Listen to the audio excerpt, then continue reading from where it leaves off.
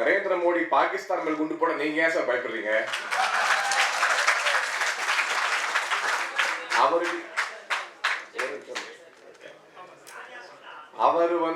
செய்த நல்ல காரியங்களாலதான் மீண்டும் மக்கள் அவருக்கு ஓட்டு போட்டு 303 சீட்டு கொடுத்து ஒரு தரமான ஆட்சியை மறுபடியும் சென்டர்ல கொடுத்துருக்காங்க. தவிர மக்கள் அவருக்கு நம்பிக்கை வைத்திருக்காங்க என்று சொல்லிக்கொண்டு இந்த முறை முதலாக அதாவது India's first full time women finance minister, அது மட்டும் இல்லாம நம்மளுக்குலாம் தமிழ் ப்ரைட் ரொம்ப அதிகம், அது ஒரு தமிழ் ஃபினான்ஸ் மினிஸ்டர் பட்ஜெட்டை கொடுத்துருக்காங்க.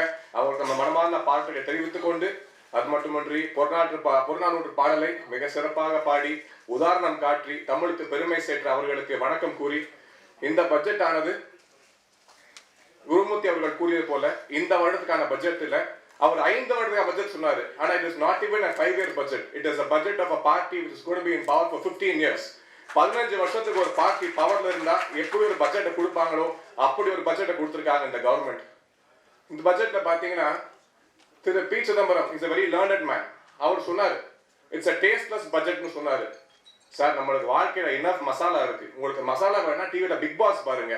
பட்ஜெட் எல்லாம் டேஸ்ட் கேட்காதீங்க. The budget should be a budget which can absorb and adapt to every citizen of the country. The citizen and the system should get absorbed, and that is what the budget should be like. பட்ஜெட்டுங்கிறது பெரிய கம்பு சுத்துற விஷயம்லாம் கிடையாது. நம்ம வீட்டில் அப்பா அம்மா போடுறத நம்ம பார்த்துருப்போம். சமையலுக்கு எவ்வளவு, கேஸ் சிலிண்டருக்கு எவ்வளவு, கார் பெட்ரோலுக்கு எவ்வளவுன்னு. அந்த budget is based on the countries budget. அந்த பட்ஜெட்டை பொறுத்து தான் நம்ம வீட்டோட பட்ஜெட் இருக்க முடியும். அப்படிப்பட்ட ஒரு தரமான ஈஸ் ஆஃப் லிவிங், வீட்டில் ஒவ்வொருவரும் சந்தோஷமாக குடும்ப நடத்துறதுக்கு தேவையான ஒரு பட்ஜெட்டை அனைத்து தரப்பினரையும் கவர் பண்ற ஒரு பட்ஜெட்டை கொடுத்துருக்காங்க. நான் ரொம்ப சுருக்கமா சில விஷயங்கள், நம்ம இன்னைக்கு நிறைய நெகட்டிவிட்டி கேட்க போறோம். அந்த நெகட்டிவிட்டிலாம் இல்லாம உங்களுக்கு ஒரு பாசிட்டிவ் விஷயங்கள், because the budget is a budget of trust, hope and aspiration for every Indian citizen. அதை மட்டும் நான் பேச விரும்புறேன் உங்கள்கிட்ட. ஃபர்ஸ்ட் விஷயமா, இன்னைக்கு பாத்தீங்கன்னா நமக்கு இந்தியாவில் pollution is a very big problem.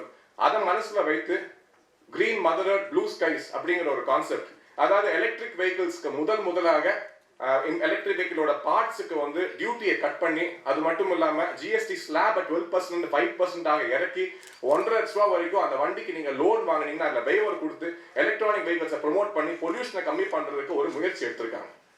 அதே போன்றுதான் ஸ்பேஸ் ரிசர்ச் பத்தி பாருங்க. நம்ம எப்பயுமே ஸ்பேஸ்னாலே நாசா அப்படிம்போம், ரஷ்யா அப்படிம்போம், பிரான்ஸ் அப்படிம்போம். ஆனா அடுத்த 5 இயர்ஸ்ல ஸ்பேஸ்னாலே இந்தியா அப்படின்னு சொல்ற அளவுக்கு சந்திராயன முறையாக மூணுக்கு பல பேர் போனதா கூறுகிறார்கள். ஆனால் முதலாக சதர்ன் சைட் ஆஃப் த மூன்ல லான்ச் பண்ண போற first vehicle in the world is from India, and that too ISRO is headed by a Tamilian, and we are very proud of it. அப்படி ஒரு முயற்சி எடுத்து the new India Space Research Organization அப்படின்னு ஆரம்பிச்சிருக்காங்க. அதன் மூலமாக இந்தியாவிலிருந்து சேட்டலைட் லான்ச் வெஹிக்கிள்ஸ் மற்ற கண்ட்ரிக்கு விற்கக்கூடிய திறனை இந்தியா வளர்த்திருக்கு இந்த கடந்த 5 ஆண்டு காலத்துல. நாம பெருமைப்பட வேண்டிய விஷயம். மூன்றாவதாக பாத்தீங்கன்னா, இன்னைக்கு சென்னையில நீங்க எல்லாம் பார்த்துருப்பீங்க, டிவியில் இதெல்லாம் பார்க்குறோம், நேஷனல் மீடியாலாம் நம்ம பார்த்து சிரிக்கிறாங்க. தண்ணி இல்லாமல் நம்ம கஷ்டப்படுறோம். நம்மளுக்கு மழை பெய்யல, ரெயின் வாட்டர் ஹார்வெஸ்டிங் இல்லை, கடந்த 30 ஆண்டுகளாக நம்ம புதுசாக டேம் கட்டலை. அதனால இன்னைக்கு ஒரு மிகப்பெரிய அவல நிலைமை ஏற்பட்டிருக்கு. இதெல்லாம் மனதில் வைத்துக்கொண்டு ஒவ்வொரு வீட்டுக்கும் குடிநீர், குறிப்பாக ரூரல் ஏரியாஸ்ல குடிநீர் பாசனம், வீட்டுக்கே பைப்ல தண்ணியை கொடுக்கக்கூடிய ஒரு சிஸ்டத்தை உருவாக்கி அதுக்கு பல கோடிகளை இந்த கவர்மெண்ட் இந்த பர்டிகுலர் இந்த டேர்ம்ல அதுக்கு மட்டும் பாத்தீங்கன்னா 69% அலோகேஷன் இன்க்ரீஸ் பண்ணி 20,000 கோடி water management and clean reverse அப்படிங்கிற கான்செப்ட் எடுத்து அந்த 69% குறிப்பாக ரூரல் இந்தியாவுக்கு தண்ணி சப்ளை பண்றதுக்கான ஒரு விஷயத்தை உருவாக்கி மக்களுக்கு தண்ணி இல்லை அப்படிங்கிற நிலைமை இருக்கக்கூடாது என்பதை மனதில் வைத்துக்கொண்டு உருவாக்கி இருக்கிறார்கள். அதே போன்று நம்ம இதுக்கு பின்பு பேச போற எல்லாருமே குறிப்பாக அக்ரிகல்ச்சர் பத்தி பேச போறாங்க. அக்ரிகல்ச்சர் ஒன்றும் பண்ணலன்னு சொல்லுவாங்க. ஆனால் நீங்கள் மனதில் வைத்துக் கொள்ளுங்கள், 75,000 கோடியாக அக்ரிகல்ச்சர் பட்ஜெட் 83% ஏற்றப்பட்டு 1,38,00,000 கோடியாக விவசாயிகளுக்கு இந்த பட்ஜெட்ல பணம் கொடுத்து PM கிசான் யோஜனா மூலமாக இந்த 6,000 ரூபாய் பிச்செல்லாம் போட்டு அவங்களுக்கு ஒரு சப்போர்ட் சிஸ்டம். மழை பெய்யாமல் போகும்பொழுது இந்தியா ரெயினை நம்பி இருக்க ஒரு எக்கானமி. குருமூர்த்தி சார் சொன்னாரு 4% நமக்கு கிளீன் வாட்டர் ஆக்சஸ்லாம் இருக்கு. வாட்டர் ஆக்சஸ் கம்மியா இருக்கும் பொழுது நம்ம மழையை நம்பி இருக்கிறோம். அப்படிப்பட்ட சமயத்துல அவங்களுக்கு 6,000 ரூபாங்கிறது ஒரு பெரிய, உங்களுக்கு பெரிய பணமா இல்லாம இருக்கலாம், ஆனா அந்த விவசாயிக்கு அது பெரிய பணமாக இருக்கிறது. அதை கொடுத்து உதவக்கூடிய ஒரு அரசாங்கமாக இந்த அரசாங்கம் மாறிக்கொண்டு வருகிறது. அது மட்டுமின்றி 80,000 கோடியில 1,20,000 கிலோமீட்டர் ரோடுகளை ரூரல் இந்தியாவில போட்டு அது எதுக்கு போடுறாங்கன்னா விவசாயிகள் அவங்களோட ப்ரொடியூஸை ஆன் டைம் கொண்டு போய் மார்க்கெட்ல சேர்க்கிற வைக்கிறதுக்கோ அவங்களுக்கு ப்ராடக்ட்ஸ் வர்றதுக்கும் ஒரு என்கரேஜ் பண்ற விஷயமாக அதையும் செய்து we want to be in sync with the nature. So chemical fertilizer ஒதுக்கி விட்டு cow dung, cow urine போன்ற விஷயங்களை ப்ரோமோட் பண்ணி அதன் மூலமாக அக்ரிகல்ச்சரை இன்க்ரீஸ் பண்றதுக்கான முயற்சிகளும் எடுத்துக்கொண்டு வருகிறார்கள். அதே போன்றுதான் ஈஸ்ட் ஆஃப் லிவிங் எடுத்துக்கோங்க. இன்னைக்கு இந்தியாவில் பாத்தீங்கன்னா நம்ம ஆதார் கார்டு பேன் கார்டு ரெண்டுமே ஒரு பெரிய கன்ஃபியூஷனா இருந்துச்சு. அதுல இன்னைக்கு ஆதார் கார்டு மட்டும் இருந்தாலே போதும், உங்க ரிட்டர்ன் ஃபைலிங்ல இருந்து எல்லாமே ஆதாரை வச்சு மட்டும் பண்ணலாம் அப்படிங்கிற ஆதாருக்கு ஒரு பிக இம்பார்ட்டன்ஸை கொடுத்துருக்காங்க இந்த கவர்மெண்ட்ல. And India is becoming a very big soft power today. Soft பவர்னா என்னன்னு பாத்தீங்கன்னா இன்னைக்கு வந்து ஒரு ஆதார் கார்டு வந்து ஒரு ஃபாரினர் என்ஆர்ஐ இந்தியாக்குள்ள வராங்கன்னா முன்னாடிலாம் 150 நாள் வெயிட் பண்ணும் even if he has an Indian passport. ஆனா இன்னைக்கு ஆன் அரைவல் ஆதார் கார்டு கொடுக்கறதுக்கான ஒரு சிஸ்டத்தை உருவாக்கி இருக்காங்க.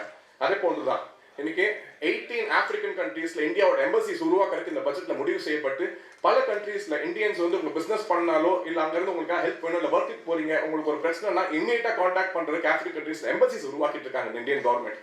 அதே போன்று முக்கியமாக 17 இன்டர்நேஷனல் டூரிஸ்ட் டெஸ்டினேஷன்ஸ் இன்னைக்கு பாக்குறோம். நம்ம Sardar Vallabhbhai Patel sir world's biggest statue வந்து பிஜேபி கவர்மெண்ட்னால குஜராத் அன்பையில் செய்யப்பட்டிருக்கு. இன்னைக்கு தமிழக பாஜக சார்பாக நிச்சயமாக நான் பிரதமருக்கு கேட்க போறது இந்தியாவிலே என்ன கேட்டா உலகத்திலே சிறந்த போர்வாள் வீரரான அரசரான ராஜா சோழனுக்கு தமிழக கடற்கரையில் ஒரு சிலையை உருவாக்கி அதை விட பெருசா உருவாக்க வேண்டும். பல நாடுகள் உள்ளவர்கள்லாம் இந்தியர்களை திரும்பி பார்க்க மாட்டோம் நாம் செயல்பட வேண்டும் என்று கேட்டுக்கொள்ள நாங்கள் வந்து கடமைப்பட்டிருக்கிறோம். அப்படிப்பட்ட ஒரு விஷயத்தை கண்டிப்பாக செய்வார்கள் நம்புகிறோம். ஏன்னா மகாராஷ்டிரா கூட பாத்தீங்கன்னா ஒரு போர்ட்டுக்கு ராஜா சோழன் பேர் வைத்தது நம்ம பாஜக அரசாங்கம் தான் பண்ணியிருக்காங்க. மகாராஷ்டிரா பிஜேபி கவர்மெண்ட்டுக்கு அவங்க அதையும் பண்ணியிருக்கிறார்கள். முக்கியமாக நம்ம வந்து யங்ஸ்டர்ஸ் நிறைய இருக்கிறதுனால எஜுகேஷனுக்கு நம்ம இன்னைக்கு ஆல்மோஸ்ட் 94,000 crores மேல இந்த கவர்மெண்ட்னால ஒதுக்கீடு செய்யப்பட்டிருக்கிறது. எஜுகேஷன் அது மட்டும் இல்லாமல் வேர்ல்ட் கிளாஸ் இன்ஸ்டிடியூஷன்ஸ் உருவாக்கப்பட வேண்டும் என்று அவர் கூறினார்கள். 400 கோடி வச்சு எப்படி உருவாக்க முடியும் என்று 2014 முன்பு இந்தியாவில் அதாவது ஒரு குளோபல் ரேங்கிங் சிஸ்டம்ல டாப் 200 இன்ஸ்டிடியூஷன்ஸ்ல ஒன்னு கூட இந்தியாவில் கிடையாது. ஆனா இந்த கடந்த 5 ஆண்டுகள்ல 3 இந்தியன் இன்ஸ்டிடியூஷன்ஸ் இந்த 200 குள்ள வந்து இந்தியாவோட global standard education increasing day by day. அது மட்டும் இல்லாம ஸ்டடி இன் இந்தியா ஒரு ப்ரோக்ராம். அந்த ப்ரோக்ராம் மூலமாக நம்மளாம் முன்னாடி பெருமையா சொல்லுவோம், நான் ஹார்வர்டுக்கு போனேன், MITக்கு போனேன், இங்கே போய் படித்தேன், ஆக்ஸ்போர்டுக்கு போனேன்னு பேசுவோம். ஆனால் அடுத்த 5 ஆண்டு காலத்தில் நான் IITயில் படித்தேன், VITயில் படித்தேன், ஃபாரின் ஸ்டூடெண்ட்ஸ்லாம் இந்தியாவுக்கு வந்து சேரும் அளவுக்கு இந்தியா வளரப்போகிறது. அதற்கான முன்னேற்ற பாதையில் செல்வதற்காக தான் நியூ எஜுகேஷன் பாலிசி வந்திருக்காங்க. இன்னைக்கு நியூ எஜுகேஷன் பாலிசி பற்றி நடிகர் சூர்யா கூட பேசியிருக்காரு. அதுக்கு வந்து நிறைய பெரிய சப்போர்ட்லாம் பண்ணியிருக்காங்க. ரொம்ப சூப்பராக பேசினார்னு அவருக்கு ஒரே ஒரு செய்தி இந்த ஸ்டேஜ் மூலமாக, உங்க படத்தை பார்க்காம நாங்க ஒரு ரிவ்யூ உங்க படம் சரியில்லைன்னு சொன்னா எப்படி இருக்கா உங்களுக்கு எப்படி ஃபீல் பண்ணுவீங்களோ அதே மாதிரி நியூ எஜுகேஷன் பாலிசி பத்தி படிக்காமே நீங்க வெளியே வந்துட்டு உங்க கருத்தை கூறுறது மிக தவறான விஷயம். தயவு செஞ்சு உங்களை திருத்திக் கொள்ளுங்க, அதை படிங்க. மக்களுக்காக ஒரு ஸ்டூடெண்ட்ஸுக்கான ஒரு பாலிசி தான் உருவாக்கியிருக்காங்க இந்த கவர்மெண்ட். என்னைக்கும் மக்களுக்கு எதிராக போமாட்டார்கள் என்பதை கூறிக்கொண்டு, முக்கியமாக ஸ்டார்ட் அப் இந்தியா மூலமாக இளைஞர்கள் வந்து நிறைய பேர் இன்னைக்கு அன்எம்ப்ளாய்மெண்ட் பத்தி பேசுறாங்க. ஆனா ஒரு விஷயத்தை மறந்து விட்டார்கள்.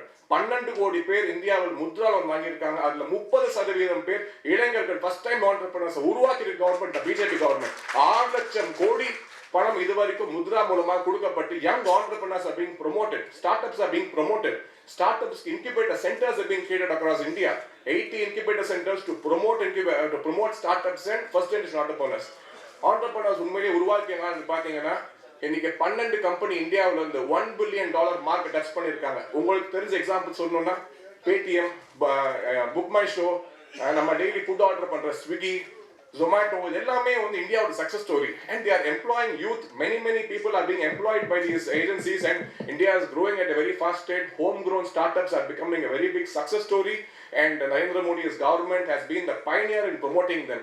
அது மட்டும் இல்லாம புதுசா ஒரு டிவி சேனல் ஆரம்பிக்கிறாங்க for startups to connect you with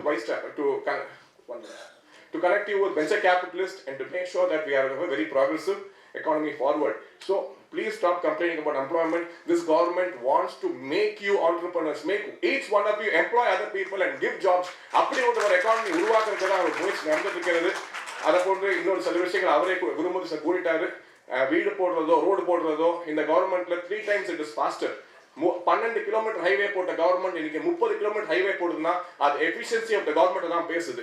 அதே போன்று 60 கிலோமீட்டர் ரூரல் ரோடு இன்னைக்கு 133 கிலோமீட்டர் போடுறாங்கன்னா அது பிஜேபியோட எஃபிஷியன்சி பேசுது. The government is an efficient government for the people by the people.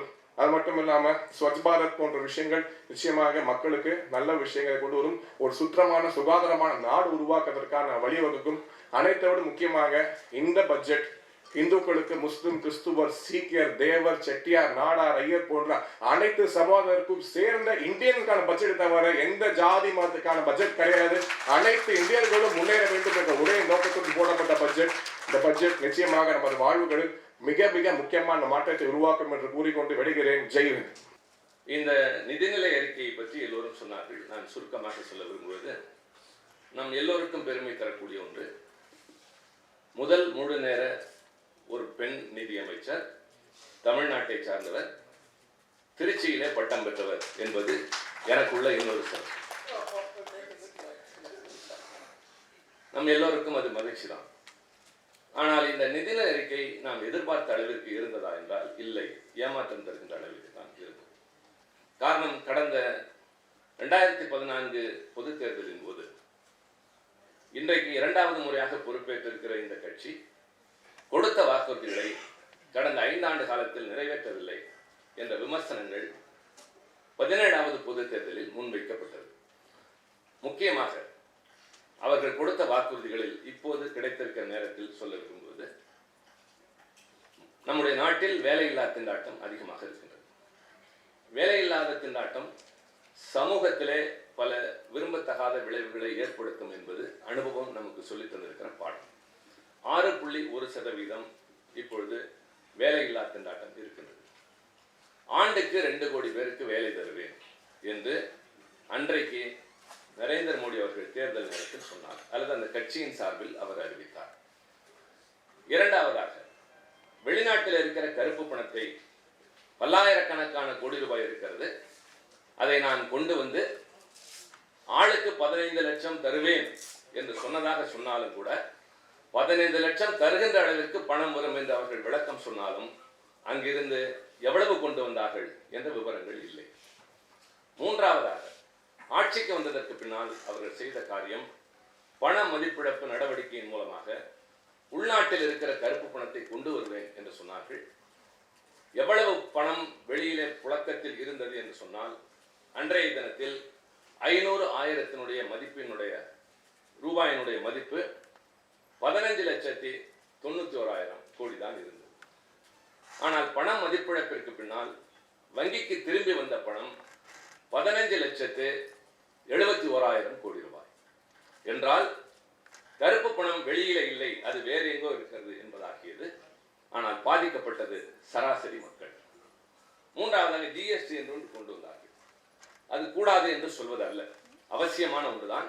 ஆனால் நடைமுறைப்படுத்திய விதம் தவறு என்ற காரணத்தால் தான் 35 முறை அந்த கவுன்சில் உட்கார்ந்து பல பொருட்களுக்கு விதிக்கப்பட்டிருந்த வரியினை மறுபரிசீலனை செய்து அவர்கள் குறைத்த பொழுது, இடைப்பட்ட காலத்தில் அந்த வரி அதிகரிப்பின் காரணமாக சுமை ஏற்றப்பட்டு தவித்தவர்கள் அதில் எந்த அளவிற்கு பாதிக்கப்பட்டார்களோ அது இன்னமும் சரி செய்யப்படவில்லை. அந்த ஜிஎஸ்டியின் மூலமாக உற்பத்தி செய்கின்ற மாநிலங்கள், மேனுஃபேக்சரிங் ஸ்டேட்ஸ், பாதிப்புக்கு உள்ளாகும் என்று சொன்னார்கள். அது நிவர்த்தனம் செய்யப்படவில்லை. ஆக இது கடந்த 5 ஆண்டு காலத்தில் கிடைத்த அனுபவங்கள். இந்த நிதிநிலை அறிக்கையில் அதற்கு ஏதாவது பரிகாரம் சொல்லப்பட்டிருக்கிறதா என்றால் நிச்சயமாக இல்லை.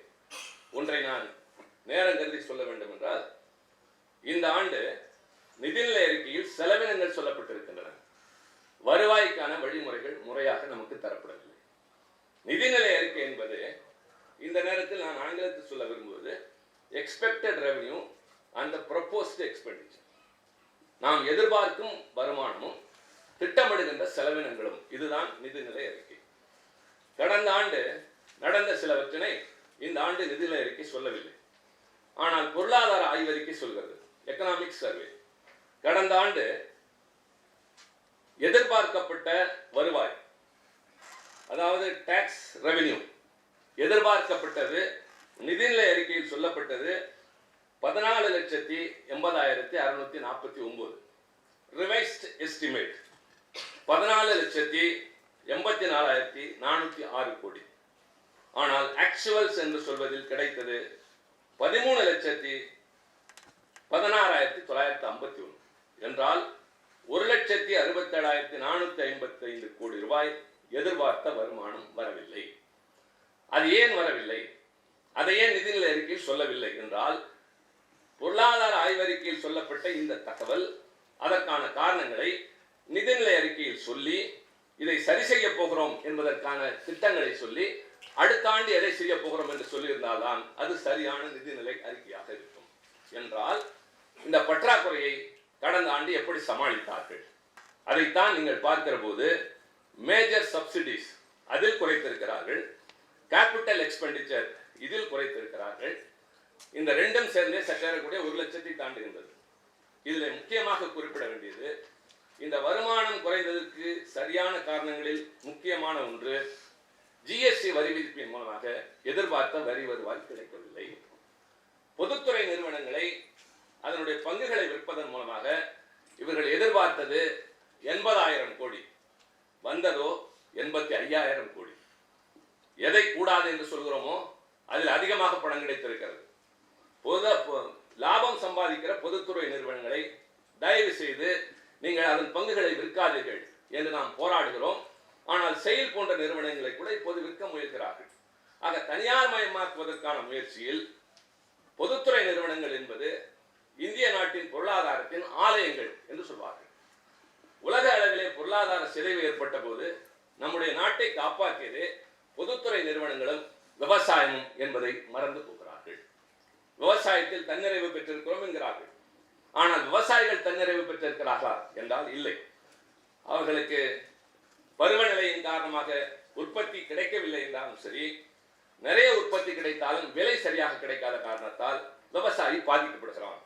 நீங்கள் வெறும் 6,000 ரூபாய் ஒரு வருடத்திலே கொடுத்து விவசாயியின் வாழ்வை சரி செய்ய முடியாது.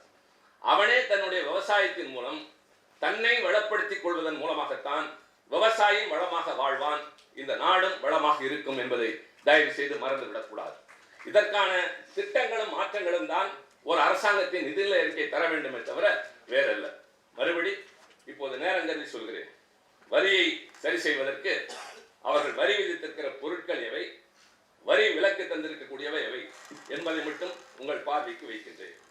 இப்போது indirect taxes proposals relating to change in customs duty rates. Cashew kernels broken 60 ரூபாயிலிருந்து 70% கூட்டப்படுகின்றது. அடுத்ததாக மிக முக்கியமாக நியூஸ் பிரிண்ட், நீங்கள் சம்பந்தப்பட்டது, uncoated paper used for printing of newspaper from nil to 10%. ஏற்கனவே பத்திரிகைகள் படிக்கிற பழக்கம் குறைந்து விட்டது, விற்பனையை சமாளிக்க சிரமப்படுகிறீர்கள்.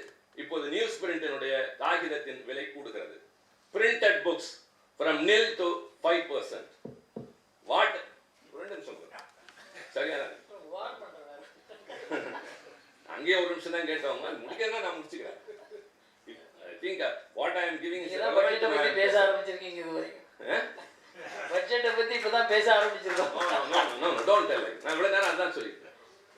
இவர்கள் என்ன சொல்ல வேண்டுமோ அதை செய்யவில்லை இந்த நிதிநிலை அறிக்கையில் என்பதை நான் பார்க்காமல் சொல்லிக் கொண்டிருந்தேன். இப்போது பார்த்து படிப்பது. சார் உங்களை பாராட்டி முதல்ல இருந்தே பட்ஜெட்டை பத்தி இப்பதான் பேச ஆரம்பிச்சேன். Thank you. Okay, கால் இங்க போய். Water blocking tapes for manufacture of optical fiber cables from nil to 20%. Stainless steel products வீட்டில் பயன்படுத்துறது 5% to 7.5. Wire or other alloy steel 5% to 7.5%. முக்கியமானதை மட்டும் சொல்கிறேன். Indoor and outdoor unit of air conditioners 10 to 20%. Charger, power adapter from nil to 15%. Loudspeaker 10 to 15%. Digital video recorder 15 to 20%. CCTV camera எல்லா வீட்லயும் வைக்கணும், எல்லா தெருவுலயும் வைக்கணும், வீட்டு வாசல்ல வைக்கணும் 15 to 20%. Optical fibers 10 to 15%. Friction glass mirrors 10 to 15%. இதெல்லாம் யார் பயன்படுத்துறது? சாதாரண மக்கள் பயன்படுத்தக்கூடியது. அது மாதிரி கார்ல பயன்படுத்துறது விண்ட்ஸ்கிரீன் வைப்பர்ஸ். ஓகே, இதற்கு அப்பாற்பட்டு மிக முக்கியமாக அவர்கள் கூட்டியிருப்பது யாரை பாதிக்கிறது என்பதற்காக கோல்டு from 10% to 12.5%. இப்பவே பவுன் 27,000 ஆயிடுச்சு. ஜஸ்ட் வெயிட், இன்னும் நிறைய இருக்கு. இந்த விலை இந்த மாற்றத்தின் காரணமாக எதுல குறைச்சிருக்காங்கன்னு பாருங்க. Aircraft engines, aircraft tyres 28 to 5%. இதுல அதிகரித்திருப்பது இவையெல்லாம் நான் சொன்னதை போல petrol Motor spirit commonly known as petrol from 7 rupees to 8 rupees. Motor spirit commonly known as petrol high speed diesel oil from 8 to 9 rupees. Crude oil 1 rupee from 2 rupees from 1 rupee. இதற்கு அப்பாற்பட்டு அவர்கள் குறைத்திருப்பது uranium enriched or its compounds plutonium and its compounds from 7.5% to nil. சுருக்கமாக சொல்கிறேன், வரி எதிலெல்லாம் கூட்டியிருக்கிறார்களோ அது சாதாரணமான மக்கள் பயன்படுத்துவது, வரியை எதையெல்லாம் குறைத்திருக்கிறார்களோ அது பணக்காரர்கள் பயன்படுத்துவது. கடந்த ஆண்டு இந்த அரசாங்கம் இல்லை, இந்த 5 ஆண்டுகளில் கார்ப்பரேட்டுகள் வாங்கிய வங்கி கடனில் 5.5 லட்சம் கோடியை தள்ளுபடி செய்திருக்கிறார்கள். அதில் சில பேர் ஏமாற்றிவிட்டு வெளிநாட்டில் இருக்கிறார்கள். 4 லட்சம் கடன் வாங்கிய ஒரு மாணவன், கல்வி கடனுக்காக வாங்கியவன், என்பிஏ என்ற பட்டியலில் வைக்கப்பட்டு சிவில் என்பதில் வைக்கப்பட்டு அவமானப்படுத்தப்பட்டுக் கொண்டிருக்கின்றான். 5.5 லட்சம் கோடியை கார்ப்பரேட்டுகளுக்கு தள்ளுபடி செய்தவர்கள் சில ஆயிரம் கோடிகளை மாணவர்களுக்கு தள்ளுபடி செய்யக்கூடாதா, விவசாயிகளுக்கு தள்ளுபடி செய்யக்கூடாதா என்றால் பதில் இல்லை. ஆக இது ஏழைகளுக்கு ஆதரவானதில்லை, பணக்காரர்களுக்கு ஆதரவானது. தனியாரை ஊக்குவிப்பது, கார்ப்பரேட்டுகளை வளர்ப்பது. இந்தியா ஏழைகள் அதிகம் நிறைந்த நாடு, மறந்து விடாதீர்கள். இந்த மத்திய பட்ஜெட்டை பொறுத்தவரையில் மத்திய நிதியமைச்சர் திருமதி நிர்மலா சீதாராமன் அவர்களுக்கு இது ஒரு மெய்டன் பட்ஜெட். மத்திய அமைச்சர் பியூஷ் கோயல் அவர்கள் நாடாளுமன்ற தேர்தலுக்கு முன்பாக ஒரு இடைக்கால பட்ஜெட்டை தாக்கல் செய்தார்கள். அது முழுமையான பட்ஜெட்டாக பேசப்பட்டது. இந்த ஆண்டு நாடாளுமன்றத்திலே தாக்கல் செய்த எக்கனாமிக் சர்வே என்ன சொல்லியிருக்கிறது என்று சொன்னால், பற்றாக்குறை 3.4% இருக்கும் என்று சொல்லியிருக்கிறது. ஆனால் நம்முடைய மத்திய நிதியமைச்சர் தன்னுடைய பட்ஜெட்டிலே அது 3.3% வாய்ப்பு இருக்கிறது என்று சொல்லியிருக்கிறார். இது உள்ளபடியே பொருளாதார வளர்ச்சி சரியான பாதையிலே சென்று கொண்டிருப்பதற்கு ஒரு அடையாளம். ஐநா சபை அறிக்கை என்ன சொல்லுகிறது என்று சொன்னால், வருங்காலங்களிலே இந்திய பொருளாதாரம் உலக நாடுகளை காட்டிலும் அதிக வளர்ச்சியுடையதாக இருக்கும் என்று சொல்லி இருக்கிறது. எனவே அந்த வகையில் இது நல்ல இலக்கை நோக்கி செல்வதாகத்தான் நான் கருதுகிறேன். நிதிநிலை அறிக்கை விமர்சனம் செய்யலாம், தவறில்லை. நிறைகளையும் சொல்ல வேண்டும், குறைகளையும் சொல்ல வேண்டும். அந்த வகையில் நம்முடைய முன்னாள் நிதியமைச்சர் மரியாதைக்குரிய ப. சிதம்பரம் அவர்கள் இந்த பட்ஜெட்டை பொறுத்தவரையிலே ஒரு 2 ஆங்கில வார்த்தையை பயன்படுத்துகிறார். அவருக்கே இருக்கிற அந்த ஆங்கில புலமையின் காரணமாக இன்சிபிட், அதாவது டேஸ்ட்லெஸ், அதாவது தமிழிலே சொல்ல வேண்டும் உப்பு சப்பு இல்லாத பட்ஜெட் என்று சொல்லியிருக்கிறார். அதை விட ஒபேக், நோ டிரான்ஸ்பரன்சி, அதாவது டீட்டெயில்ஸ் இல்லை என்று சொல்லியிருக்கிறார். ஆக அவர் பல நிதிநிலை அறிக்கைகளை தாக்கல் செய்தவர். அவர் நிதியமைச்சராக இருந்தபோது நானும் நாடாளுமன்றத்திலே பணியாற்றுவேன் என்ற முறையில் நான் ஒன்றை கேட்டுக்கொள்ள கடமைப்பட்டிருக்கிறேன். அவர் மட்டும் அனைவரும் ஏற்றுக்கொள்ளக்கூடிய, அனைவருக்கும் ஏற்ற பட்ஜெட்டை தந்தாரா என்று சொன்னால் நிச்சயமாக என்னுடைய சகோதரர் பீட்டர் அல்பன்ஸே அதை ஒத்துக்கொள்ள மாட்டார். ஆக இந்த கமெண்ட்டுக்கு பிறகு மத்திய அமைச்சர் நிதியமைச்சர் என்ன சொன்னார் என்று சொன்னால், மாண்புமிகு நிர்மலா சீதாராமன், அதாவது ஒரு நிதியமைச்சர் எதை செய்யக்கூடாதோ அதை நான் திரு ப. சிதம்பரத்திற்கு கற்றுக்கொண்டேன் என்று நிர்மலா சீதாராமன் சொல்லியிருக்கிறார். எனவே எங்களுடைய மாண்பு முதலமைச்சர் அவர்கள் சொன்னதை போல இது ஒரு விஷன் பட்ஜெட், தொலைநோக்கு பட்ஜெட்டாகத்தான் நான் கருதுகிறேன். காரணம், பொருளாதார வளர்ச்சியில் இந்தியா 11வது இடம், ஆனால் இப்பொழுது தற்போது 6வது இடம்.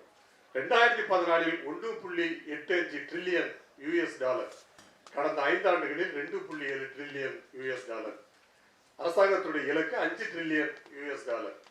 எனவே அந்த வகையில் நல்ல ஒரு வளர்ச்சியை நோக்கி சென்று கொண்டிருப்பதாகத்தான் நான் கருதுகிறேன். நம்முடைய தோழர் பாலகிருஷ்ணன் அவர்கள் சொன்னார்கள், அதற்கு நிதி ஒதுக்கவில்லை, இதற்கு நிதி ஒதுக்கவில்லை என்று.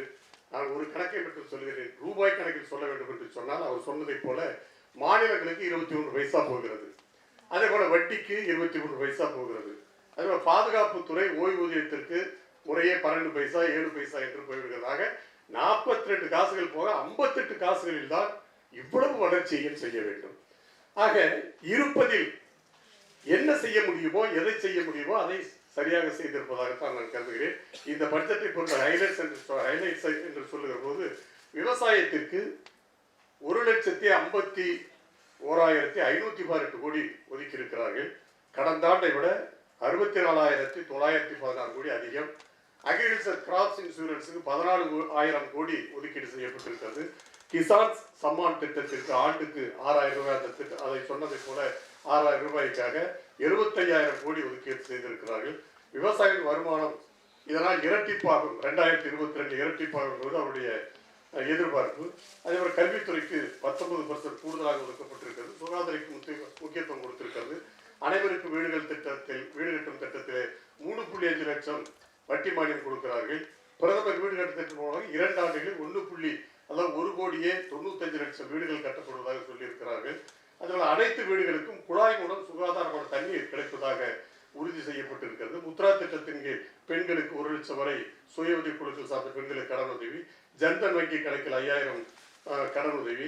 அதுமாதிரி வங்கிகளிலே பணப்புழக்கத்தை அதிகரிப்பதற்காக பொது வங்கிகளுக்கு கூடுதல் மூலதனமாக 70,000 கோடி நிதி உதவி என்று இந்த வகையில நிறைய சொல்லி இருக்கிறார்கள். அதை மறுக்க முடியாது. அதுபோல ஸ்டார்ட் அப் கம்பெனிஸ்களுக்கு நல்ல ஊக்கம் கொடுத்திருக்கிறார்கள். ஆண்டுக்கு 5 லட்சம் வரை வருமானம் ஈட்டி தருகிற தனிநபருக்கு வருமான வரி இல்லை. ஆக இந்த வரி விதிப்பு எப்படி இருக்க வேண்டும் என்பதற்கு ஒரு அமெரிக்க பொருளாதார நிபுணர் சொல்லியிருக்கிறார். இன் levying taxes and sharing sheep, it is well to start when you get down to the skin. ஆக அதாவது ஆட்டுக்கு அந்த ரோமத்தை வெட்டுகிற போது, சிசரில் வெட்டுகிற போது அதை அந்த ஸ்கின்னை பஞ்சர் பண்ணி பார்க்கக்கூடாது. அந்த அளவுக்கு சரியாக அதை அந்த அளவுக்கு அதோடு நிறுத்திக் கொள்கிற அந்த வகையில் தான் இந்த பட்ஜெட்டை பொறுத்தவரை இருக்கிற நிதியாரத்தை கொண்டு அவர்கள் செய்திருக்கிறார்கள். பேர அண்ணா அவர்கள் கூட சொன்னார்கள், tap the rich and pat the poor என்று சொன்னார்கள். பணக்காரன் எடுக்க வேண்டும், ஏழைகளுக்கு கொடுக்க வேண்டும் என்று. எனவே அந்த வகையில் சில ஆடம்பர பொருட்களுக்கு வரி விதித்திருக்கிறார்கள். அதாவது கார்பரேட்க்கு சப்போர்ட் ஆதரவாக இருக்கிறார்கள் சொல்ல முடியாது. நம்ம ஸ்டாலின் கூட, நம்முடைய தோழர் பாலகிருஷ்ணன் கூட கார்பரேட்டுக்கு சாதகம் என்று சொல்றார். அப்படி ஒன்றும் இல்லை. ஆனால் அப்படி சலுகை என்று பார்க்கிற போது இந்த பேட்டரி வாகனத்திற்கு ஜிஎஸ்டி வரி 12.5, அதே போல 400 கோடி வரை முதலீடு உள்ள நிறுவனங்களுக்கு 30-25, இதெல்லாம் பணக்காரர்களுக்கு என்று நினைத்தாலும், அதாவது பசுமாடு பால் கறக்கிறது, அந்த பால் கறக்கிற போது முழுவதுமாக கறந்து விட்டு அது தீனி போடவில்லை என்று சொன்னால் எப்படி? எனவே பணக்காரர்கள் அதிக நிதியை வசூலிக்கிறோம். அதே சமயத்தில் பணக்காரர்களுக்கு நாம் கொஞ்சம் சலுகையும் காட்ட வேண்டும். அந்த வகையில் தான் கொடுத்திருக்கிறார்களே தவிர வேறல்ல. ஒரே ஒரு மாடரேட்டர் அவர்களுக்கு மத்திய அரசாங்கத்திற்கு நான் நிறைகளை சொல்லி இருக்கிறேன், குறையையும் சொல்லியாக வேண்டும். அதாவது ஒரே ஒரு கருத்து, எல்லாற்றையும் பாராட்டுகிறேன். ஆனால் ஏழைகளை பாதிக்கக்கூடிய, நடுத்தர மக்களை பாதிக்கக்கூடிய இந்த சாலை கட்டமைப்புக்கென்று இந்த லிட்டருக்கு பெட்ரோல் டீசலுக்கு 2% வரி தவிர்க்கப்பட்டிருக்க வேண்டும். காரணம், அதனால விலைவாசி உயரும், காமன் பீப்புளை அது பாதிக்கும். அதுதான் என்னுடைய கருத்து. இது நம்முடைய முன்னாள் பாரத பிரதமர் வாஜ்பாய் அவர்கள் அந்த தங்க நாற்கரை சாலையை கொண்டு வந்த போது 1% வரியை விதித்தார். அந்த வழியில் தான் இது செய்யப்பட்டிருக்கிறது. இதற்கு முன்பே நம்முடைய மூதறிஞர் ராஜாஜி அவர்கள் மதுவிலக்கு கொள்கையை அமல்படுத்துகிற போது அந்த விற்பனை வரி அரசு கொண்டு வந்தார். அதை பின்பற்றியவர்கள் செய்திருந்தாலும் தயவு செய்து இந்த வரி தவிர்க்கப்பட்டிருக்க வேண்டும் என்பது என்னுடைய கருத்து. நம்முடைய மரியாதைக்குரிய எடிட்டர், நம்முடைய ஆடிட்டர் அவர்கள் மத்திய அரசாங்கத்திற்கு இதை சொல்லி இதை கொஞ்சம் தவிர்த்தால் நன்றாக இருக்கும் என்று நான் கருதுகிறேன். எனவே அந்த வகையில இந்த ஒரு முழுமையாக ஒரு நிறைவான பட்ஜெட் என்று சொல்ல வேண்டும். அதாவது இருக்கிற நிலையில நிதி ஆதாரத்தை கொண்டு முடித்தளவுக்கு மாண்புமிகு நிதியமைச்சர் திருமதி நிர்மலா சீதாராமன் அவர்கள் ஒரு சிறந்த பட்ஜெட்டை கொடுத்திருக்கிறார் என்பதுதான் என்னுடைய கருத்து என்பதை சொல்லி வாய்ப்புக்கு நன்றி கூறி நிறைவு செய்கிறேன். நன்றி, வணக்கம். என் அருமை நண்பர் செம்மலை அவர் இருக்கிற இடம் தப்பு. அவர் நல்ல மனுஷன், very right man in the wrong party. Karnan மாதிரி நான் வச்சிருக்கேன் அவரை. ஏன்னா அவர் நிறைய விஷயங்களை வந்து அவருக்கே பொறுக்காம தான் கடைசியில் ஒரு வார்த்தை சொல்லிட்டு போயிட்டார். அவருக்கே மனசாட்சி உறுத்துது. நம்ம வந்து நமக்குன்னு அவர், ஏன்னா அவருடைய தமிழ் உணர்வு, அவருடைய மாநில உரிமைகளுக்கான அவருடைய போராட்டம், அவர் எவ்வளவு தூரம் வந்து தன்னுடைய திராவிட இயக்கத்தினுடைய கொள்கைகளிலே வந்து தன்னை எவ்வளவு ஈழமாக ஆடுபடுத்தி கொண்டு மாநில சுயாட்சி, மாநில உரிமைகளுக்காக போராடிய வரலாறுலாம் எனக்கு தெரியும். ஆனால் அப்படியெல்லாம் போராடியவர்கள் இந்த மாநிலத்தினுடைய உரிமைகளை முழுவதும் இந்த நிதிநிலை அறிக்கையிலே நீங்கள் இழந்திருக்கிறீர்கள்.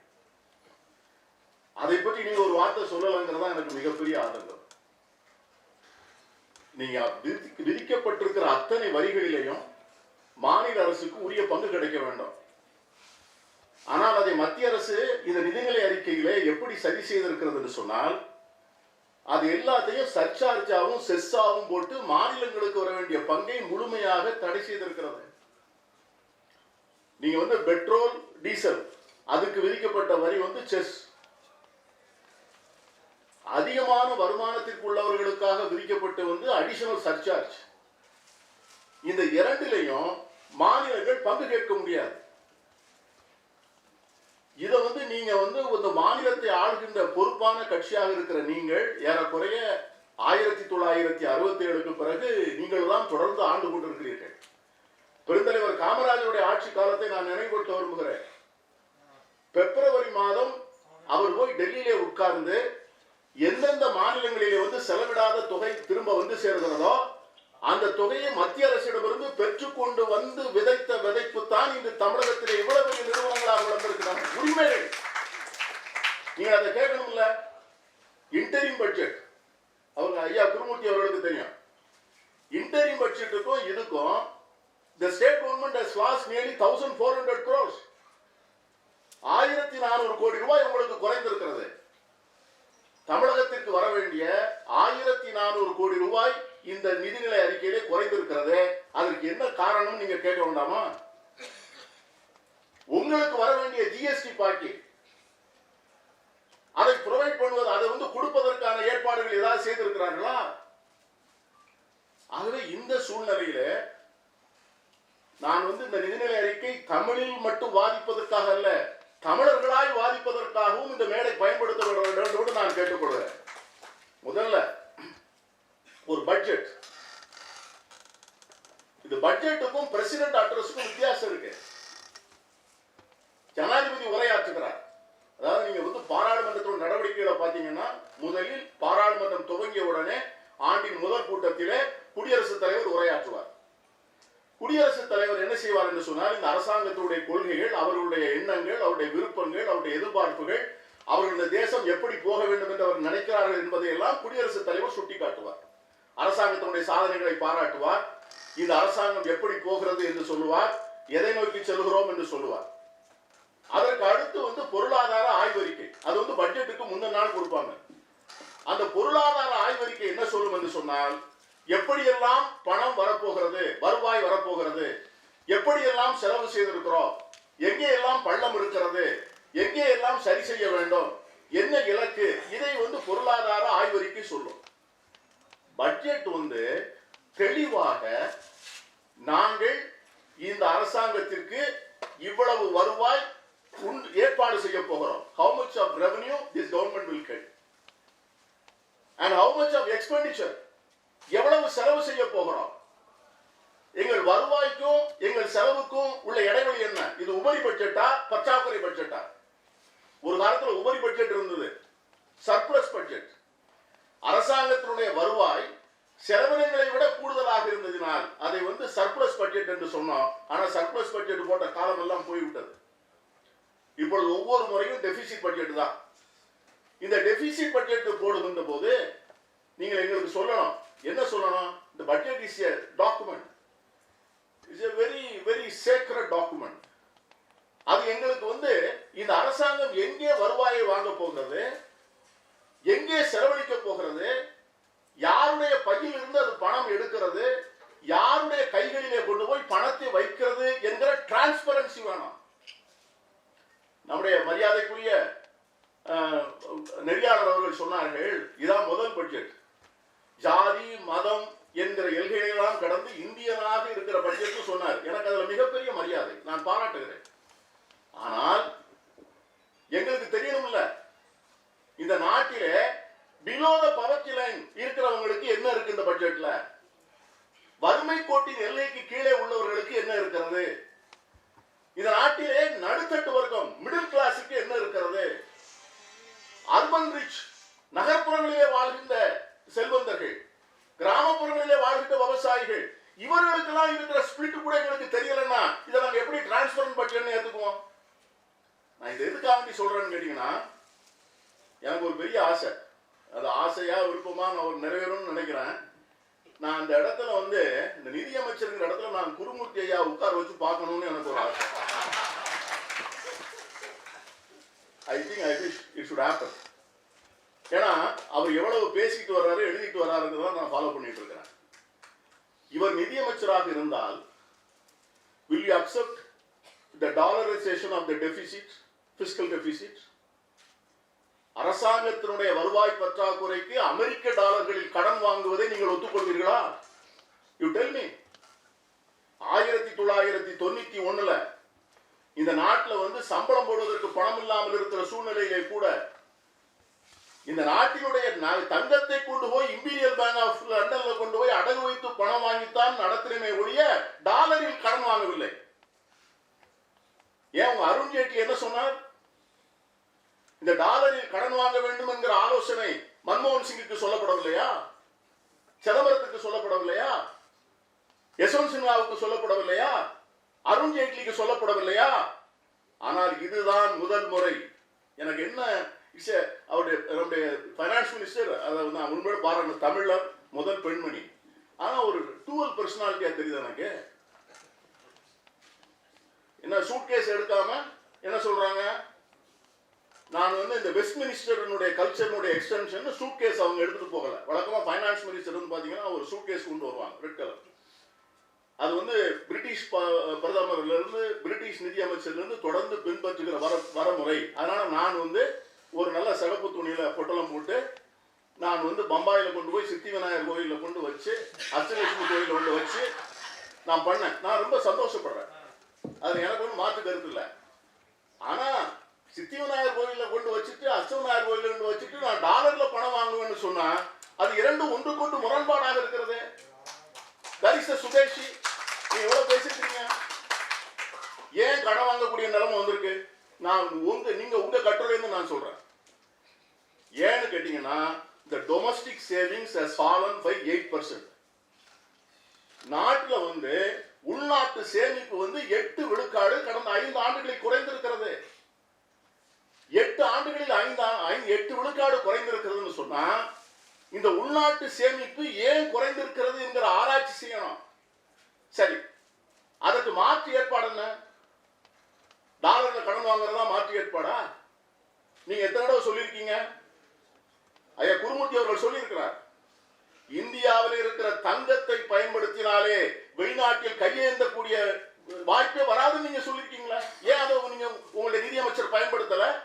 அது உங்களை போன்றவர்கள், நீங்கள் தொடர்ந்து பிரதமருக்கே ஆலோசனை சொல்லிக் கொண்டிருக்கக்கூடியவர், நீங்க ஏன் அந்த ஆலோசனையை சொல்லல? ஆகவே it is a very dangerous trend. அதாவது நீங்க வந்து டாலர்ல கடன் வாங்குவது எவ்வளவு பெரிய ரிஸ்கி.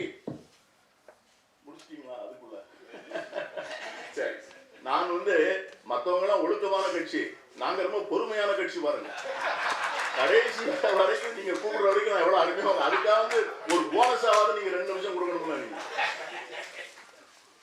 டிஸ்இன்வெஸ்ட்மெண்ட் மட்டும் நான் சொல்லி முடிக்கிறேன். போன வருஷம், போன நிதியாண்டுல, போன 5 ஆண்டுகள்ல ஏறக்குறைய 3.5 லட்சம் கோடி ரூபாய் வந்து இந்த டிஸ்இன்வெஸ்ட்மெண்ட் மூலமாக பப்ளிக் செக்டார் அண்டர்டேக்கிங்ஸ்னுடைய நிலங்கள் மொத்தம் வந்து அதனுடைய அசட்ஸ் ஷேர்கள் எல்லாம் வித்து எடுத்திருக்குது அரசாங்கம்.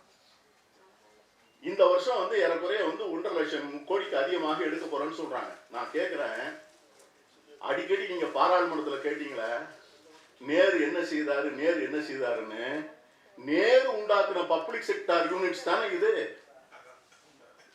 ஓஎன்ஜிசி எடுத்துக்கிடுங்க, எல்ஐசி எடுத்துக்கிடுங்க, இந்துஸ்தான் பெட்ரோலியத்தை எடுத்துக்கிடுங்க, இந்தியன் ஆயில் கார்பரேஷன் எடுத்துக்கிடுங்க, எம்எம்டிசி எடுத்துக்கிடுங்க, ஸ்டேட் ட்ரேடிங் கார்பரேஷன் எடுத்துக்கங்க. இன்னைக்கு நீங்க விற்க போற அத்தனை பப்ளிக் செக்டார் யூனிட்டும் வருஷம் 1.5 லட்சம் கோடி 2 லட்சம் கோடி பண்றீங்களா? அது இந்த நேருங்கிற மனிதர் இல்லாமல் இருந்தால் அந்த பணம் எங்கே இருந்து வரும் யோசிச்சு. சரி, அந்த டிஸ்இன்வெஸ்ட்மெண்ட் எப்படி நடக்குது? உங்களோட டிரான்ஸ்பரன்சி இல்லையே.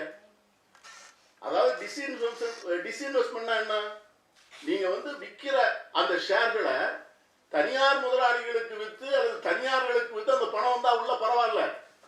ஆனால் அரசாங்கத்தினுடைய செலவினங்களை சரி செய்வதற்காக நீங்க என்ன பண்றீங்கன்னா, ஒரு பப்ளிக் செக்டாரில் இருக்கிற ஷேரை தூக்கி இன்னொரு பப்ளிக் செக்டார் யூனிட்ல கொடுத்து லாபகரமா ஓடிட்டு இருக்கிற பப்ளிக் செக்டார் யூனிட்டையும் you made it sick. ONGC, for example, take example ONGC. ONGC is a wonderful unit, public sector unit, a cash surplus unit. நீங்க என்ன பண்ணீங்க? குஜராத்ல Gujarat gas and natural commission ஒரு பாடியை வந்து நம்முடைய பிரதமர் வந்து முதலமைச்சராக இருக்கும்போது உண்டாக்குனார். ஒரு கியூபிக் கூட கேஸ் கூட உண்டாக்காத அந்த கம்பெனிக்கு 20,000 கோடி கடன். Not even a single cubic feet of gas. 20,000 கோடி கடன் உள்ள அந்த யூனிட் என்ன பண்ணாருன்னா, நம்ம பிரதமர் வந்த உடனே அது அப்படியே ONGC வாங்க சொல்லிட்டாங்க with all the loan viabilities. Okay, அதற்கு பிறகு ஏறக்குறைய 35,000-40,000 கோடி கேஷ் சர்ப்ளஸ் ஆக இருந்த ONGC இந்துஸ்தான் பெட்ரோலியம் கார்பரேஷன் உள்ள ஷேரை வாங்க சொல்லி, அது எப்படி அதை வாங்குவதற்காக ONGC வந்து பேங்க்ல கடன் வாங்கி 36,000 கோடி கடன் வாங்கி அந்த ஷேர்களை வாங்கணுமா? இதுதான் டிஸ்இன்வெஸ்ட்மெண்ட். இதுதான் டிஸ்இன்வெஸ்ட்மெண்ட். டிரான்ஸ்பரன்சி இல்ல. உங்களுடைய பட்ஜெட், இன்டரிம் பட்ஜெட், பொருளாதார ஆய்வறிக்கை, இது மூன்றுக்கும் இடையிலே உள்ள நீங்க டிஃபரன்ஸை பார்த்தீங்கன்னா, நான் இதான் this is the first time I had been a political student. நான் வந்து பார்லிமெண்ட்ல இருந்திருக்கிறேன், நான் அசம்பிளியில் இருந்திருக்கிறேன். அந்த விஸ்வநாதன் கூட நான் அசம்பிளியில் இருந்தேன். நான் வந்து என்னுடைய வாழ்க்கையில வந்து ஒரு 30 பட்ஜெட்டை பார்த்துருப்பேன். இந்த பட்ஜெட்ல தான் the government has not come with clean hands. மக்கள்கிட்ட வந்து சொல்லுங்க, பணம் இல்லைன்னு சொல்லுங்க, we will accept it. You tell us, be honest that we don't have the money, we are running into shortage, just we want to manage. But நீங்க என்ன சொல்றீங்க? ஒரே நாள்ல வந்து நீங்க வந்து 5 ட்ரில்லியன் சொல்றீங்களா? அதுக்கு என்ன வச்சிருக்கீங்க 5 ட்ரில்லியனுக்கு? 5 ட்ரில்லியன் வேணும்னு சொன்னா இந்த வரக்கூடிய 5 ஆண்டுகளிலும் உங்களுக்கு வந்து ஏறக்குறைய சராசரியாக 12 விழுக்காடு GDP இருக்கணும். லாஸ்ட் குவார்டர்ல உங்களுக்கு 5.4, இந்த குவார்டர்ல அதோட குறையும். அப்போ வரக்கூடிய 5வது ஆண்டு 17 விழுக்காடாக இருந்தால்தான் இந்த 5 ட்ரில்லியன் எக்கனாமி வந்து வரும். எங்க இருந்து வரும்? 8 விழுக்காடே சாத்தியமா தெரியலையே. அது மாதிரி 100 லட்சம் கோடி இன்ஃப்ராஸ்ட்ரக்சர்னு சொல்றீங்களா? அதுக்கு எங்கே பணம் முடிச்சிடும் சார்? ஒரே நிமிஷம். 100 லட்சம் கோடி இன்ஃப்ராஸ்ட்ரக்சர் 5 இயர்ஸ். இந்த வருஷம் மட்டும் 20 லட்சம் கோடி வேணும். 20,000 கோடி வேணும் சார், 20 லட்சம் கோடி வேணும். 20 லட்சம் கோடிக்கு இந்த ஆண்டு அரசாங்கத்தினுடைய நிலை தெரியுமா?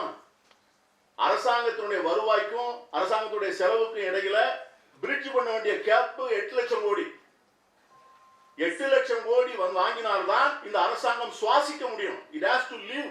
Just for living existence, this government has to borrow 8 lakh crores.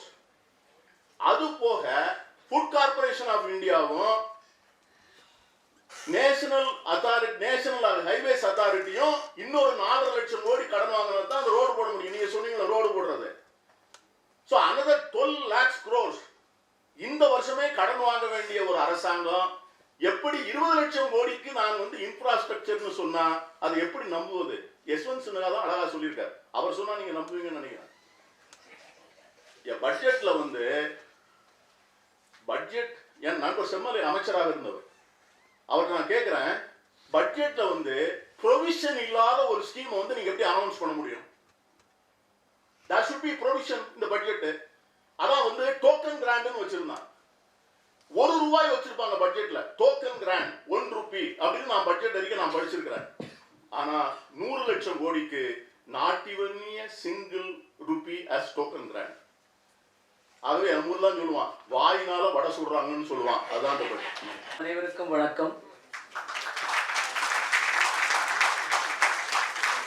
இங்கே தமிழில் பேசுவதா ஆங்கிலத்தில் பேசுவதான்னு என் மனத்தில் ஒரு குழப்பம் இருந்த பொழுது நான் என்னுடைய நண்பர் விஸ்வநாதனை கேட்டேன், ஆங்கிலத்திலேயே பேசுங்கள் என்று கூறினார். தமிழில் பேச வேண்டும் என்று கூறுபவர்கள் மாத்திரம் கையை உயர்த்துங்கள் பார்க்கலாம். ஆங்கிலம் மட்டுமே புரியும். those who understand only English please lift your hand. குறைவாக தான் இருக்காங்க. So I can speak in Tamil.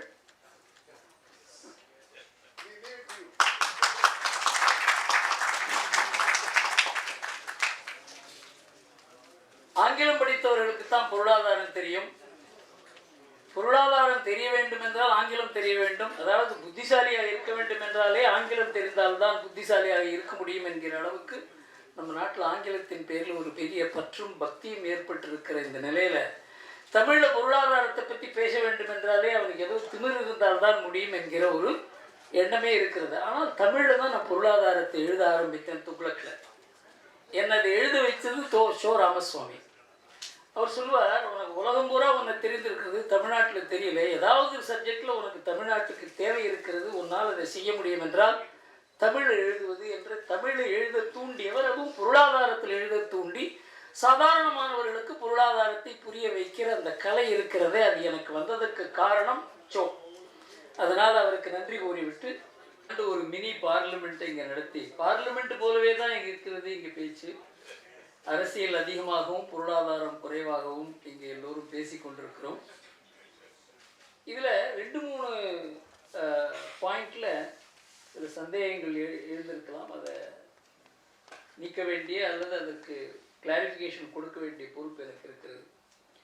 Trichy Siva நிறைய அந்த கஸ்டம்ஸ் டேரிஃப் இதெல்லாம் ஏற்றி இருக்கிறோம் அப்படிங்கிறத பற்றி கூறினார். அது வரி வசூல் செய்ய அல்ல, நம்ம நாட்டில் உற்பத்தி செய்யும் பொருள்களுக்கு ப்ரொடெக்ஷன் கொடுப்பதற்காக மேக் இன் இந்தியா ப்ரோக்ராமுக்காக தான் அது செய்திருக்கிறார்களே தவிர அதை இறக்குமதி செய்பவர்கள் வரி அதிகமாக கொடுக்க வேண்டும் என்பதற்காக அல்ல. ஏனென்றால் வெளிநாட்டிலிருந்து மிக குறைவான விலையில் சைனாவில் இருந்தெல்லாம் நமக்கு பொருள்கள் வருகிறது. அதை தடுக்கவில்லை என்றால் நம் நாட்டு தொழில்கள் முன்னேறாது. நம் நாட்டு பொருள்களை தயாரிக்கிற கம்பெனிகள் எல்லாம் நஷ்டத்தில் ஓடுகிறது என்பதற்காகத்தான் அதை செய்திருக்கிறார்கள். இந்த சாவரின் பாண்ட்ஸ் பற்றி பல பேருக்கு மனசில் சில சந்தேகம் இருக்குது, எனக்கு இருக்குது. ஆனால் நாம் இது 1991-92 எக்ஸ்டர்னல் கமர்ஷியல் பாரோயிங்ஸ், இது தனியார் வெளிநாட்டில் நம்ம அந்நிய செலாவணி கணக்கில் கடன் வாங்க முடியுங்கிறத ஆரம்பித்தோம். அந்நிய செலாவணி என்பது நம்ம நாட்டில் அரசாங்கத்தினுடைய சொத்து. நமக்கு அந்நிய செலாவணி வந்து அரசாங்கம் அதை விலைக்கு வாங்கி நமக்கு ரூபாயை கையில் கொடுத்துருவாங்க. அந்த அந்நிய செலாவணி அரசாங்கத்தினுடைய கையிருப்பு. அந்த அந்நிய செலாவணியில் தனியார் கடன் வாங்கினால் அரசாங்கத்தினுடைய அந்நிய செலாவணி அதற்கு அடமானம் வைக்கப்படுகிறது. எக்ஸ்டர்னல் கமர்ஷியல் பாரோயிங் இந்த நாட்டில் $140 பில்லியன். அதை ரிசர்வ் பேங்க் $160 பில்லியன் உயர்த்தி இருக்கிறார்கள் இப்பொழுது. இதை விட ஒரு பெரிய ஆபத்து சாவரின் பாண்ட்ஸ் கிடையாது. சாவரின் பாண்ட் எவ்வளோ அந்த அரசாங்கம் கொடுக்க முடியும்? 10 பில்லியன் 15 பில்லியன். ஆனால் $140 பில்லியன் நம்முடைய அந்நிய செலாவணி இப்போவே அடமானம் வைக்கப்பட்டிருக்கிறது தனியாருக்காக. தனியார் கம்பெனியில் இது ஒரு பெரிய தவறு நடந்திருக்கு. அரசாங்கம் இதை அதிகமாக்கி கொண்டிருக்கிறார்களே தவிர குறைக்கவில்லை.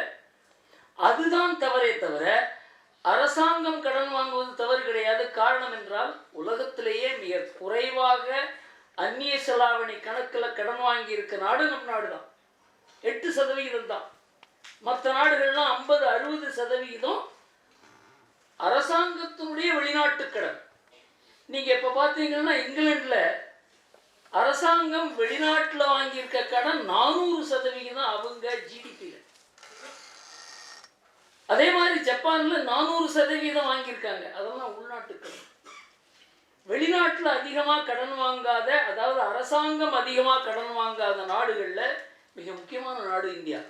ஆனால் நம்முடைய தொழில்கள் இருக்கின்றனவே, அதன் மூலமாக நம்ம அந்நிய செலாவணியை அடமானம் வைத்து $140 பில்லியன் நம்முடைய தொழிலதிபர்கள் வாங்கியிருக்க கடன் இருக்க, அது நம்ம சாவரின் பாண்ட்ஸை விட ஆபத்தானது.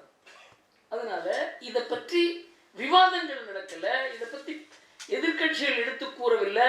இதை பற்றி எடுத்து கூறினதே நாங்கள் தான்.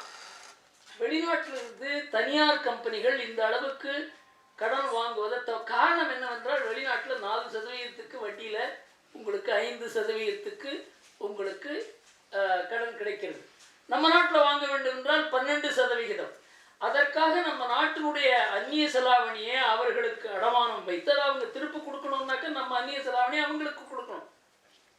அந்த தவறுனால இந்த சாவரின் பாண்ட்ஸ் பெரிய ஆபத்து என்று நான் நினைக்கல. அது செய்ததுனால அதை குறைக்க வேண்டும், அதற்கு எப்படி வழி தேட வேண்டும் என்பதுதான் முக்கியமே தவிர, இந்த சாவரின் பாண்ட் என்பது அது எதற்காக வாங்குகிறோம் என்பதுதான் முக்கியம். தினசரி செலவுக்கு சாவரின் பாண்ட்ஸ் வாங்குவது மிகப்பெரிய தவறு. அமெரிக்கா செய்கிறார்கள், அது அவர்களுக்கு டாலருக்கு பெரிய ஒரு பலம் இருக்கிறது. அதனால அவர்கள் தினசரி செலவுக்கு அவர்கள் வெளிநாட்டில் கடன் வாங்குகிறார்கள். வெளிநாட்டில் அதிகமாக கடன் வாங்குகிற ஒரு அரசாங்கமே அமெரிக்கா தான் இன்றைக்கு. அவங்க ஒரு நாளைக்கு கிட்டத்தட்ட $3 பில்லியன் அவங்க கடன் வாங்குறாங்க. வருஷத்துக்கு $1 ட்ரில்லியன் கடன் வாங்குறாங்க.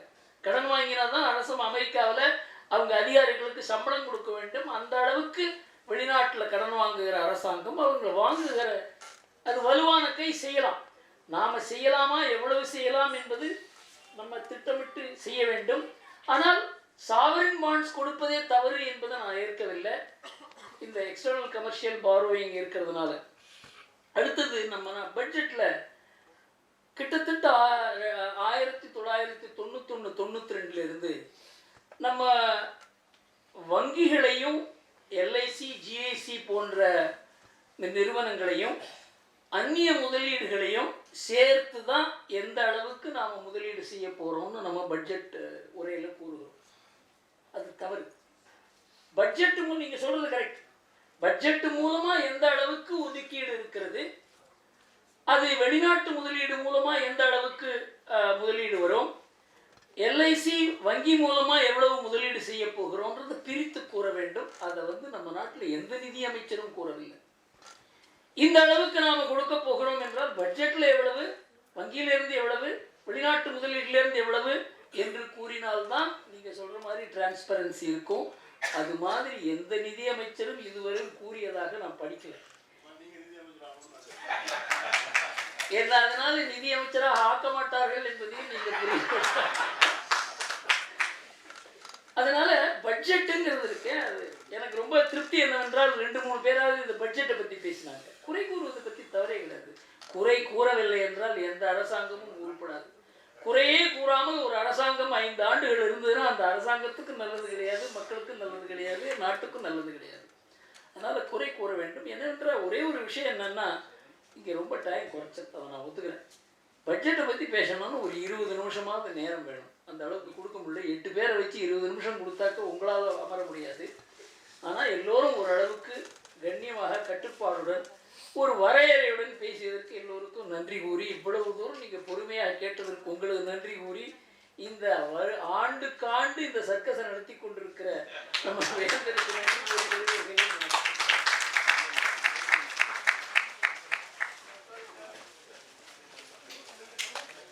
Thank you for your valuable words, sir.